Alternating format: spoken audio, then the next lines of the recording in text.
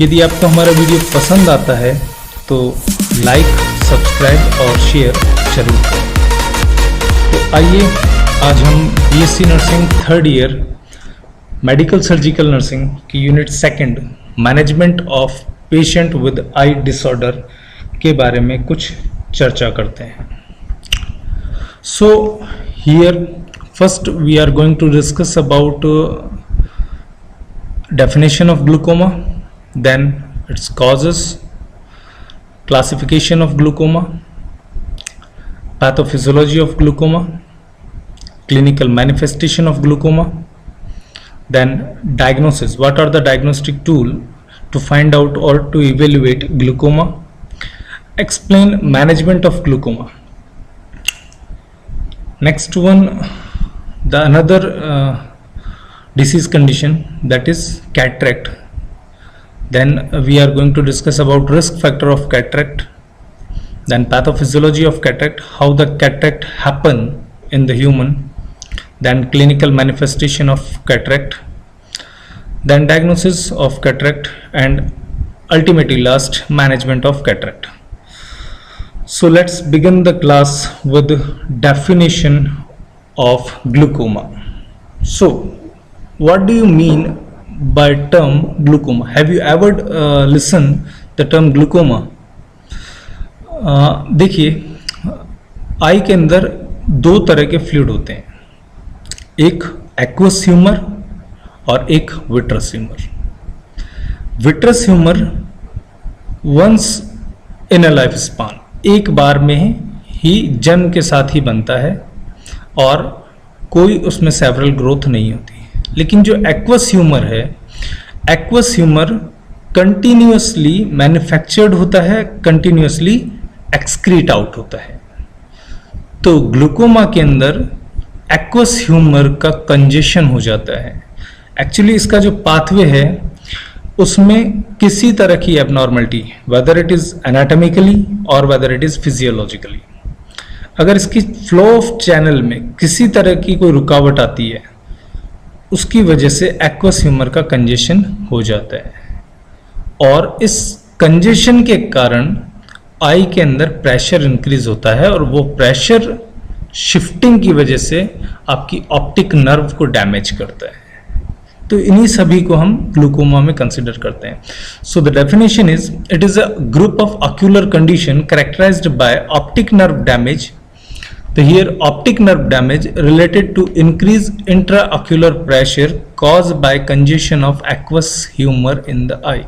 तो जैसा कि मैंने आपको बताया कि aqueous humor के इकट्ठे होने की वजह से प्रेशर बिल्डअप होता है आई के अंदर और ये बिल्डअप प्रेशर ऑप्टिक नर्व को डैमेज करता है। इसी को हम ग्लूकोमा कहते हैं। नॉर्मल इंट्राऑक्यूलर प्रेशर की बात करें तो it is up to 21 mm of Hg और 2.8 किलो पास्कल। इसे हम नॉर्मल प्रेशर ऑफ आई कहते हैं। सो इसी पे बेस्ड एक प्रैक्टिस क्वेश्चन है, what is normal intraocular pressure? So as we earlier discuss, 21 mm of Hg is the correct answer. So you can refer this on slide number 6. Then the causes of glaucoma, how the glaucoma happen.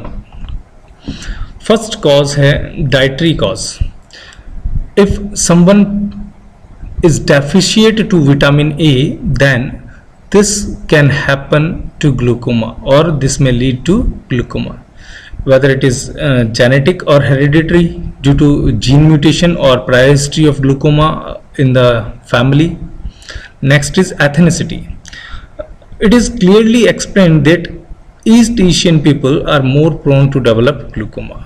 So it might be due to some geographical condition or due to environmental maybe. But the fact is not clear, but it is probably more easy to identify East Asian people with glaucoma. Next one is prolonged use of steroid, because this may cause muscles weakness or muscular myopathy. further injury or trauma, कोई भी basic, whether it is sharp or whether it is blunt, this may increase pressure in the eye, that may leads to glaucoma. Diabetic retinopathy is the next cause.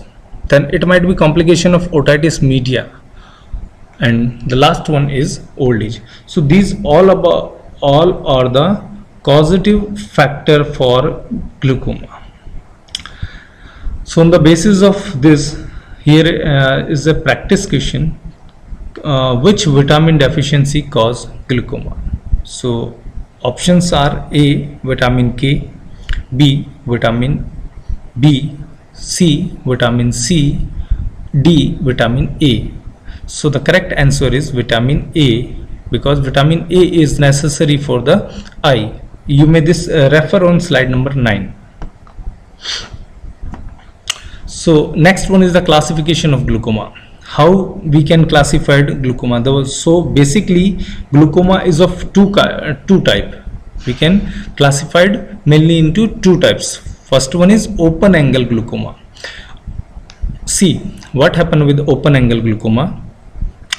The ciliary body is responsible to produce aqueous humor, and T meshwork is responsible for absorption of aqueous humor. If there is any controversy between T meshwork or ciliary body doing their work well, but T meshwork, due to some physiological condition, T meshwork reduce their work or unable to perform their work, which means there is production is okay, but the absorption is decreased. So this may rise the pressure within the eye. So this is called open angle glaucoma. In open angle glaucoma, aqueous humor flow is reduced through the T meshwork due to degeneration and obstruction of T meshwork, whose original function is to absorb the aqueous humor. So loss of absorption will increase pressure within the eye. तो जैसा कि मैंने आपको बताया कि ciliary body का main काम होता है एक्वस ह्यूमर का प्रोडक्शन करना, और टी मैशवर्क का काम होता है उसको एब्जॉर्ब करना. अगर सिलियरी बॉडी अपना काम सही कर रही है, टी मैशवर्क में कोई भी डीजेनरेटिव कॉजेस की वजह से या ऑब्स्ट्रक्शन की वजह से एब्जॉर्प्शन नहीं हो पा रहा है प्रॉपर, उस कंडीशन में क्या होगा कि एक्वस ह्यूमर का प्रोडक्शन तो सही है लेकिन एब्जॉर्प्शन नहीं है, और एब्जॉर्प्शन नहीं है तो क्या होगा, वहां पे एक्वस ह्यूमर इकट्ठा होता जाएगा, और वो इकट्ठा हुआ अक्यूमुलेटेड एक्वस ह्यूमर क्या करेगा, प्रेशर इंक्रीज करेगा आई के अंदर, जो कि ग्लूकोमा डेवलप कर सकता है और ग्लूकोमा होता है. Next one is close angle glaucoma. Here what happen, there is forwarded displacement of iris towards the cornea, which may leads to close the angle of aqueous humor. एक pathway जिसके अंदर iris और cornea का जो angle होता है वो close हो जाता है, और उस क्लोज होने की वजह से क्या होता है, एक्वस ह्यूमर का फ्लो जो है वो रेस्ट्रिक्ट हो जाता है, जिसकी वजह से आई के अंदर प्रेशर जो है डेवलप हो जाता है, और फिर वो क्लोज एंगल ग्लूकोमा कहलाता है. So it is also called narrow angle glaucoma. In this iridocorneal angle is completely close because of forwarded displacement of iria against cornea, result in obstruction of flow from posterior to anterior chamber, जिसकी वजह से क्या होगा, posterior से anterior chamber की तरफ flow reduce हो जाएगा और pressure जो है वो build up हो जाएगा आई के अंदर. तो इन दोनों चीज़ों को समझने के लिए आपको flow of aqueous humor समझना बहुत जरूरी है. तो एक फ्लो चार्ट के माध्यम से हम पूरे ओपन और क्लोज एंगल ग्लूकोमा को समझेंगे. So here in the centre ciliary body which is the production house of the aqueous humour, then this is nourished lens, then towards iris, then cornea. So in between lens और iris and in between of cornea and iris there is two chamber, anterior and posterior chamber respectively. So then this aqueous humor is absorbed by the T meshwork, and this T meshwork will supply to the Schlamann canal, and then Schlamann canal to sacral plexus, and then general circulation. देखिए ciliary body का काम है aqueous humour को produce करना, और aqueous humour production के बाद वो पहले जाता है लेंस पे और फिर आइरिस पे। आइरिस के बाद वो कॉर्निया पे जाता है और यहाँ टी मैशवर्क में आने के बाद वो एब्जॉर्ब होना स्टार्ट हो जाता है, और टी मैशवर्क एब्जॉर्ब होके स्क्लैमन कैनाल में अपना एक्वस ह्यूमर भेजता है, और उसके बाद सैक्रल प्लेक्सिस के बाद वो जनरल सर्कुलेशन में एब्जॉर्ब हो जाता है। इस फ्लो चार्ट के अंदर कहीं पर भी अगर कोई ऑब्स्ट्रक्शन आता है अप टू टी मैशवर्क तो वो ग्लूकोमा कॉज कर सकता है। जैसा कि मैंने आपको ओपन एंगल ग्लूकोमा में बताया था कि ओपन एंगल में सिलियरी बॉडी जो है वो अपना काम सही कर रही है, लेकिन टी मैशवर्क ने अपना काम डीजेनरेटिव कॉजेस की वजह से कम हो गया। तो यहाँ पे लेंस, आइरिस और कॉर्निया पे प्रेशर, एंटीरियर पोस्टीरियर चैम्बर पे प्रेशर जो है वो बिल्डअप हो जाएगा। क्लोज एंगल ग्लूकोमा के अंदर आइरिस का कॉर्निया के ऊपर फॉरवर्डेड डिस्प्लेसमेंट हो रहा है, तो यहाँ पे जो है वो प्रेशर बिल्डअप हो जाएगा। सो ये पूरा फ्लो चार्ट है जिसमें एक्वस ह्यूमर कंटिन्यूसली फ्लो होता रहता है। सो next one is about the pathophysiology. So there are two accepted theory regarding how increased IOP damage optic nerve। Basically हम दो तरह की थ्योरी को अडेप्ट करते हैं, एक डायरेक्ट मैकेनिज्म होता है, एक इनडायरेक्ट मैकेनिज्म होता है। इन दो थ्योरी के माध्यम से हम ये कंसीडर करते हैं कि कैसे बढ़ा हुआ IOP ऑप्टिक नर्व को डैमेज करता है। तो direct mechanism, this theory suggested that high IOP intraocular pressure damage the retinal layer as it passes through the optic nerve head।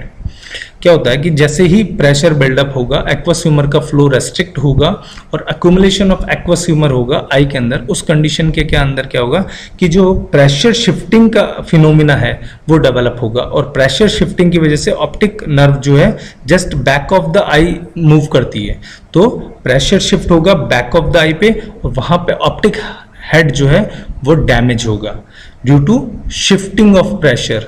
तो हियर द मैकेनिज्म इज और the cause is pressure, due to pressure optic nerve head is damaged.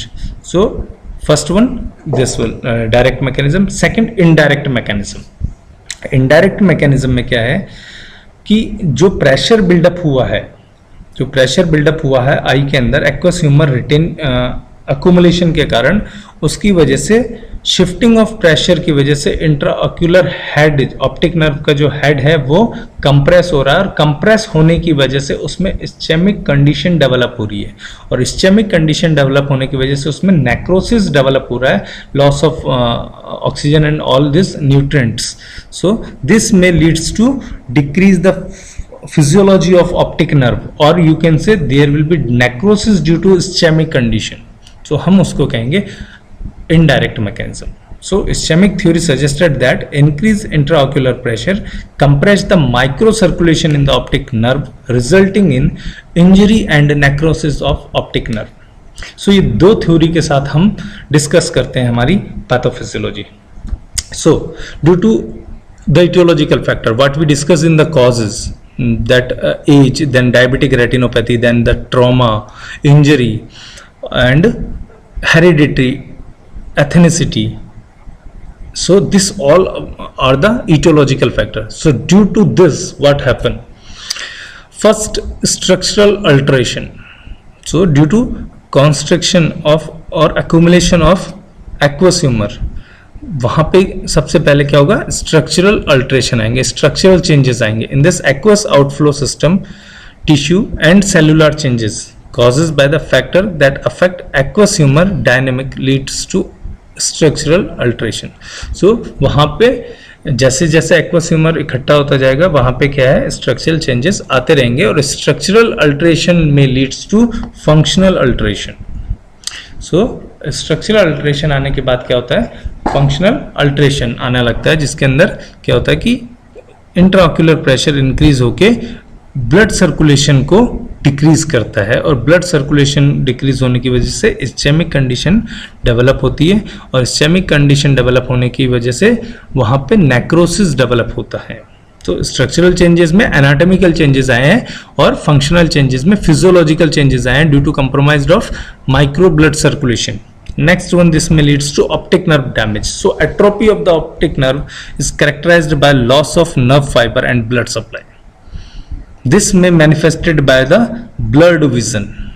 So when the functional and structural changes happen, this may leads to optic nerve damage due to ischemic condition or due to compression. So this may leads to visual loss. So progressively or gradually increase in pressure over the optic nerve will leads to visual loss, permanent visual loss.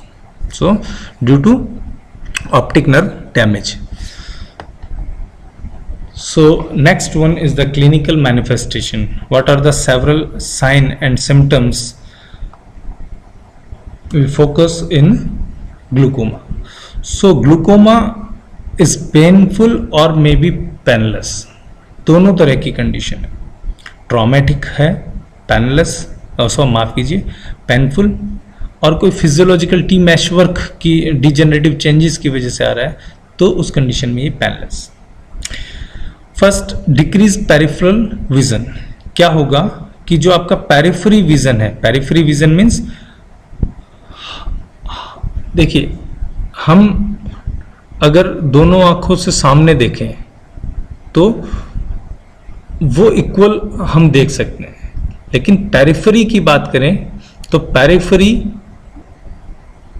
Vision में क्या होगा कि अपन एक आंख का left आई का अलग periphery होता है और राइट आई का अलग पेरिफेरी होता है. यहाँ पे ऑप्टिक नर्व डैमेज होने की वजह से जो पेरिफेरल विजन है वो रिड्यूस होता जाता है. It means it likes tunnel vision. ठीक है, जैसे पेरिफेरी आपकी रिड्यूस होगी तो वो कैसा होगा, टनल विजन में कन्वर्ट होता रहेगा. ऑप्टिक नर्व डैमेज हो रही है और माइक्रो सर्कुलेशन जो है वो भी कॉम्प्रोमाइज्ड हो रही है, तो इसकी वजह से जो साइन एंड सिम्टम्स निकल के आएगा वो है ब्लर्ड विजन. ब्लर्ड मींस धुंधला दिखाई देना. और रेस्पिरेटरी और आई, जहां पर भी आई साइट या परमानेंट विजन लॉस होता है उस कंडीशन में एंजाइटी एक साइन एंड सिम्टम है जो निकल के आता है. Because vision loss or blurred vision may develop anxiety in the patient. So anxiety is the next sign and symptom for the glaucoma.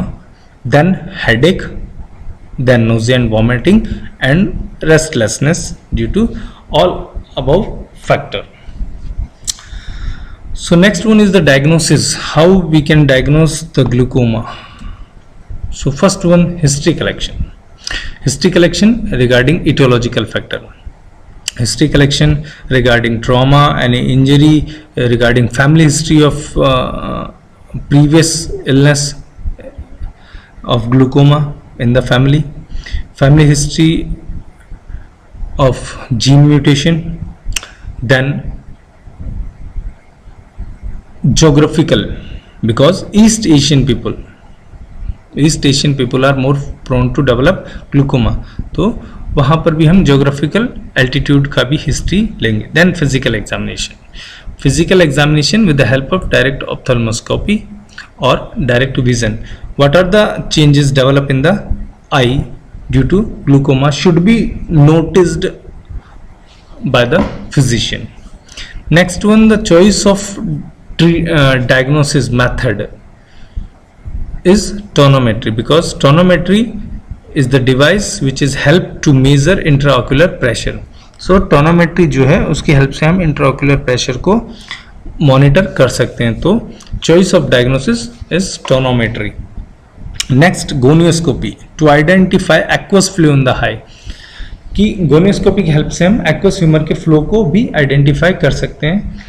और last one is USG, ultrasonography, to detect any lesion और alteration in the eye anatomical structure. कौन कौन से structural changes आए हैं, वो अपन USG के माध्यम से देख सकते हैं. तो चॉइस ऑफ डायग्नोसिस की बात की जाए तो टोनोमेट्री, बिकॉज उसकी हेल्प से हम इंट्राओक्यूलर प्रेशर को मेजर कर सकते हैं. गोनियोस्कोपी, एक्वस ह्यूमर के फ्लो को हम आइडेंटिफाई कर सकते हैं, कहाँ पे ऑब्स्ट्रक्शन है, कहाँ पे क्लियर है. तो gonioscopy is the next one, and last one is the ultrasonography to identify the structural alteration in the eye. Next one is the management of glaucoma. So, pharmacological management. The aim or goal is to reduce intraocular pressure by ciliary constriction, which reduce the production of aqueous humor or by increased outflow of the aqueous humor. So basically अगर अपन management की बात करें तो management में हम दो चीज पे फोकस करते हैं. एक तो प्रोडक्शन को कम कर दिया जाए और आउटफ्लो को इंक्रीज कर दिया जाए. अगर हम प्रोडक्शन को कम नहीं कर पा रहे हैं तो हमें आउटफ्लो इंक्रीज करना पड़ेगा, और आउटफ्लो अगर हम क्लियर नहीं कर पा रहे हैं तो उस कंडीशन में हमें सिलियरी बॉडी को कॉन्स्ट्रिक्ट करके उसका प्रोडक्शन, एक्वस ह्यूमर के प्रोडक्शन को रिड्यूस करना पड़ेगा. तो first one is the prostaglandin drugs, latanoprost. This will help for ciliary muscles constriction. Prostaglandin drugs जो होते हैं वो क्या काम करते हैं, सिलियरी बॉडी को कॉन्स्ट्रिक्ट करते हैं, और सिलियरी बॉडी कॉन्स्ट्रिक्शन की वजह से एक्वस ह्यूमर का प्रोडक्शन जो है वो रिड्यूस होता है. So latanoprost is the example. Next one epinephrine. This increase the outflow of aqueous humour in the eye. वैसे प्रैक्टिकली लेस सेलेक्टिव है. Then the choice of treatment is the miotic agent pilocarpine, because pilocarpine और miotic agent जो हैं वो दोनों पे काम करते हैं. सिलियरी बॉडी कॉन्स्ट्रिक्शन भी करते हैं और एक्वस ह्यूमर के आउटफ्लो को भी इंक्रीज करते हैं. तो जो दोनों गोल हैं अपने मैनेजमेंट के वो मायोटिक एजेंट कंप्लीट करते हैं, इसीलिए चॉइस ऑफ ट्रीटमेंट है miotic agent pilocarpine. So next one is the cataract. Cataract Hindi में आपने नाम सुना होगा मोतियाबिंद. क्या होता है बेसिकली कैटरेक्ट, कि एक कैटरेक्ट जो है ओल्ड एज डिसऑर्डर है जिसमें आई लेंस की जो ओपेसिटी है वो इंक्रीज होती रहती है. वैसे आई लेंस एक क्लियर ट्रांसपेरेंट एक पार्ट है, लेकिन कैटरेक्ट के साथ में इसका ट्रांसपेरेंसी लॉस होता है और ये ओपेक हो जाता है, जिसकी वजह से विजन लॉस होता है. So here the definition of cataract. Cataract is a lens opacity और cloudiness of lens is known as cataract. Basically क्या होता है कि कैटरेक्ट में जो आपकी लेंस ट्रांसपेरेंसी है, this transparency become opaque and it is just look like cloudy appearance or show cloudy appearance of the lens. This is known as cataract. So after cardiac disease and arthritis, cataract is the third leading cause of disability worldwide. Worldwide में तीसरे number पे है cataract, जिसकी वजह से जो है disability होती है. Then the risk factor of cataracts. How the cataract is developed? So first main cause is aging. So aging is associated with loss of lens transparency, clumping and aggregation of lens protein which leads to light scattering. Actually lens के अंदर एक crystalline type का protein है ना, वो मिलता है, और क्रिस्टलिन एक ट्रांसपेरेंट प्रोटीन है, लेकिन ओल्ड एज के अंदर ये क्लम्पिंग होने की वजह से, एक जगह इकट्ठा होने की वजह से पिगमेंटेड हो जाता है, जिसकी वजह से क्या होता है कि लाइट जो है वो रिफ्लेक्ट हो जाती है वापस से. एक्चुअल में विजन कब होता है, जब लेंस से लाइट जो है क्रॉस होए, लेकिन ऑपेसिटी और एग्रीगेशन और क्लम्पिंग ऑफ लेंस प्रोटीन की वजह से क्या होता है, जैसे ही लेंस पे लाइट पड़ती है, सनलाइट या लाइट, तो वो वहाँ से रिफ्लेक्ट आउट हो जाती है या स्कैटर्ड हो जाती है, जिसकी वजह से विजन लॉस होता है. Then also associated with accumulation of yellow brown pigment due to breakdown of lens protein. So as we earlier discussed, accumulation of lens protein, this will further break down into yellow brown pigment and further decrease oxygen uptake, and obviously there is lack of antioxidant vitamin C. The glutathione is the necessary antioxidant for the eye. So lack of this may cause cataract. Next one, associate ocular condition. Your first one is the retinitis pigmentosa. Retinitis pigmentosa is a group of eye disorder. It is genetically disorder in which retina become harder. Then myopia. nearsightedness, retinal detachment and retinal injury. So retinal detachment is the term emergency condition in which retinal pigmented epithelium is separated. Retinal pigmented epithelium is separated due to any force or trauma. Then infection, basically herpes zoster. Then the toxic factor which may also contribute to cataract, first is corticosteroid. High and prolonged use of corticosteroid may leads to cataract. Direct chemical eye burn and cigarette smoking, because cigarette smoking increase the aggregation of lens crystalline protein, so this may also leads to cataract. Then the nutritional factor, obviously first one, reduced level of antioxidant glutathione. Poor nutrition means lack of balanced diet. Next one is the obesity. Next, physical factor. So dehydration associated with chronic diarrhea or use of purgative in anorexia nervosa, because dehydration की वजह से क्या होता है कि जो fluid है, body के सारे फ्लूइड जो हैं वो रिड्यूस हो जाते हैं, और वहाँ पर भी एक्वस ह्यूमर के रिडक्शन होने की वजह से नरिशमेंट ऑफ द आई जो है वो प्रॉपर नहीं हो पाता, और उसकी वजह से जो लुब्रिकेशन लॉस होता है वो विजुअल डेफिशिएंसी को कॉज करता है.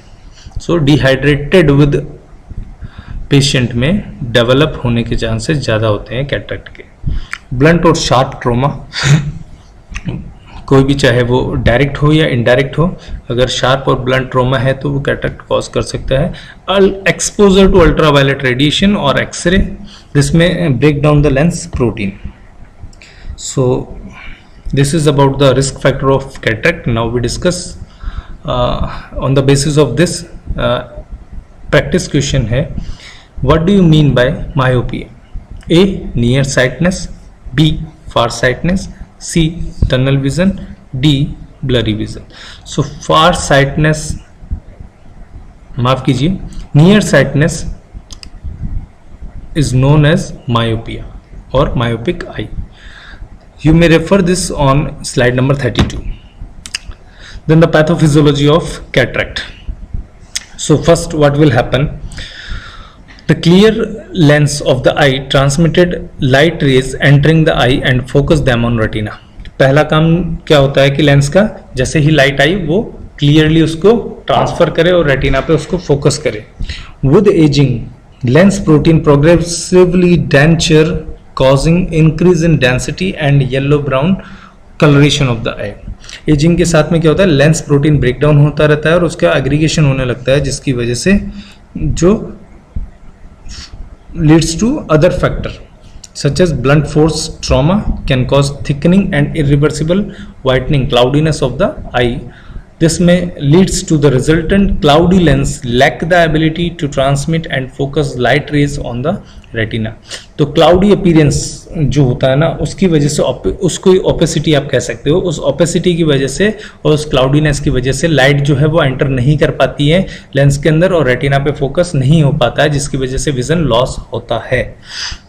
और जैसे ही लेंस पे वो लाइट पड़ती है तो क्लाउडी अपीयरेंस उस लेंस पे जो लाइट पड़ रही है उसको स्कैटर्ड कर देता है, वापस बाहर की तरफ फेंक देता है, जिसकी वजह से जो विजन लॉस होता है.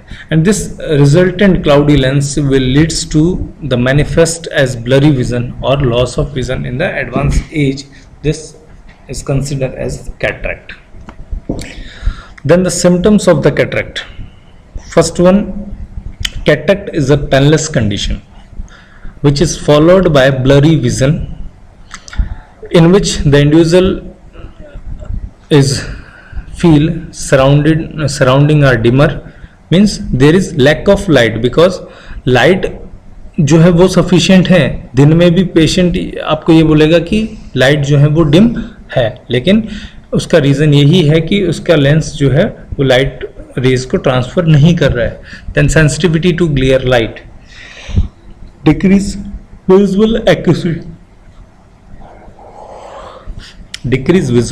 एक्यूसिटी. Then diplopia means double vision. Then color shifting, color value shift to yellow brown due to aggregation of lens protein. Next one, the diagnosis of cataract. So basically cataract is easily diagnosed by the physical examination itself, but here we are going to taking history of the patient, what the previous history of the patient, whether the patient is taking corticosteroid, whether the patient is facing some sharp or blunt trauma, whether the patient is contact with the chemical burn, whether the history of smoking, each most important. So what are the risk factor and the causative causes should be fully described and briefly consider in the history collection. Next one, physical examination. Clear examination of the eye. Physical examination is sufficient to diagnose cataract because cloudy appearance in the lens is known as cataract. So this may easily identified by the naked eye. Next one, ophthalmoscopy. It is a hand-handled device which is used for visualization of eye. Snellen chart. Snellen chart is used for visual acuity. ठीक है, कितना vision disturb हुआ है उसके लिए हम snail chart की help लेते हैं, जिसमें कुछ अल्फ़ाबेट्स और कुछ नंबर्स होते हैं, जिसपे हम 20/20 नॉर्मल कंसीडर करते हैं, 20/20 और 6/6, है ना। तो हम उससे विजुअल एक्यूसिटी को आइडेंटिफाई करते हैं। नेक्स्ट वन है slit lamp biomicroscopic examination. Slit lamp biomicroscopic examination में हम फुल आई का माइक्रोस्कोपिक एग्जामिनेशन करते हैं, उसमें हम स्ट्रक्चरल चेंजेस को आइडेंटिफाई करते हैं। हम कौन कौन सा एनाटॉमिकल डीप स्टडी के लिए हम स्लिट लैंप एग्जामिनेशन पेशेंट का करवाते हैं। Next one is the management of the cataract. So there is no specific medical management to cataract, but giving this we all reduce the progress of cataract. Basically cataract का कोई भी medical management नहीं है, but कुछ vitamin C, antioxidant और beta carotene की help से हम कैटरेक्ट की ग्रोथ को रिड्यूस कर सकते हैं। So basically vitamin C, antioxidant और बीटा कैरोटीन, ये तीनों एजेंट जो हैं वो कैटरेक्ट की ग्रोथ को रिड्यूस करने में हेल्पफुल होते हैं। But the main thing is the surgical management of the cataract. So intra capsular cataract extraction surgery, the technique of choice for cataract extraction was intracapsular cataract extraction surgery. In this, the entire lens, nucleus, cortex and capsule is removed and fine suture close the incision. Intracapsular cataract extraction surgery के अंदर हम nucleus, cortex और capsule को completely remove कर देते हैं, उसके बाद फाइन सूचर से उसके इंसिजन को क्लोज कर देते हैं। Second one is the extracapsular cataract extraction surgery. This achieve the intactness of a small incision wound and maintenance of the posterior capsule of the lens, reducing post-operative complication. A portion of the anterior is removed, allowing extraction of the lens, nucleus and cortex, and the posterior capsule and zonular support are left intact. Intracapsular में हम complete lens को करते हैं और extra capsular में हम कुछ part portion को जो है वहां पे सपोर्ट के लिए छोड़ देते हैं। And last one is the phaco emulsification, the choice of treatment in which with the help of some sonographic wave we can melt the affected lens and replaced by the artificial lens, intraocular lens. So this is choice of treatment or surgery for cataract, phacoemulsification. Extracapsular surgery, use of an ultrasonic device that liquefied the nucleus and cortex, and this is replaced by intraocular lens. So this is all about eye disorder. यदि video से संबंधित कोई भी परेशानी हो तो comment में लिखें, और वीडियो पसंद आता है तो लाइक, सब्सक्राइब और शेयर जरूर करें। Thank you.